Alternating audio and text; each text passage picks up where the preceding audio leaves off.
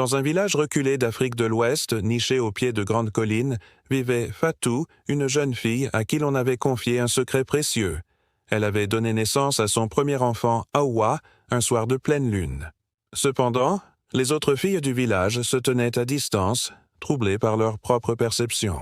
Le bébé, une fille selon les sages-femmes, présentait des caractéristiques ambiguës, possédant à la fois des traits féminins et masculins. Cela provoqua des discussions animées au sein de la communauté. La sage-femme, en examinant l'enfant, déclara « Fatou, ton enfant est un être venu du ciel.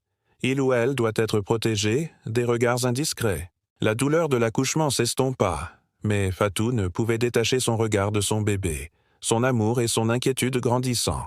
Les commentaires des autres ne l'empêchèrent pas d'élever son enfant avec tendresse et prière. Ibrahima, le père, était un homme honorable. En apprenant la nouvelle, il fut envahi par des sentiments contradictoires. Mais son amour pour sa famille le poussa à envisager des solutions pour que leur enfant grandisse dans un environnement favorable. Ainsi, des discussions animées éclatèrent dans le village. Les anciens se rassemblèrent pour débattre du sort d'Hawa. Certains voyaient en elle un mauvais présage. D'autres la considéraient comme une bénédiction divine.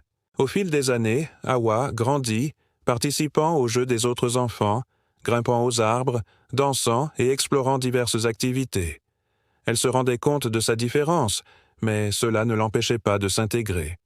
À l'adolescence, alors que les filles apprenaient à cuisiner et que les garçons s'initiaient à la chasse, Hawa commença à se poser des questions sur son identité et son avenir.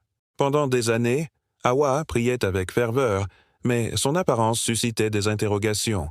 Était-elle un garçon ou une fille? Certains la surnommaient « le rappeur ». Un jour, lors d'une grande fête, tout le monde dansait avec enthousiasme. Hawa se joignit à la danse, mais les regards se tournèrent vers elle, certains murmurant qu'elle n'était pas une fille et se demandant pourquoi elle était parmi elles. Attristée, Hawa chercha refuge auprès des garçons, mais là aussi, elle fut rejetée et moquée. Finalement, elle s'enfuit vers la forêt, le cœur lourd, les larmes coulant sur ses joues. Peu après, son père la retrouva, la prit dans ses bras et lui dit « Mon enfant, sois forte, tout cela passera. » Hawa essuya ses larmes, mais au fond d'elle-même, elle se demandait « Pourquoi dois-je choisir d'être un garçon ou une fille? Pourquoi ne puis-je pas simplement être Hawa ?»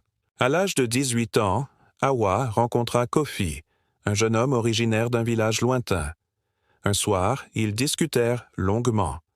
Kofi lui dit « Tu me ressembles. » Hawa, surprise, lui demanda pourquoi. Kofi répondit « Tu me ressembles parce que je ne sais pas si je suis un garçon ou une fille, mais dans mon village, tout le monde est accepté tel qu'il est. » Ces mots réchauffèrent le cœur d'Hawa, lui apportant une lueur d'espoir. Kofi ajouta « Viens avec moi, là-bas. Tu découvriras un monde où chacun est libre d'être soi-même. » Hawa réfléchit. Quitter son village, sa famille, est-ce la bonne décision? Ils passèrent du temps ensemble, discutant de la vie, de l'amour et de l'acceptation.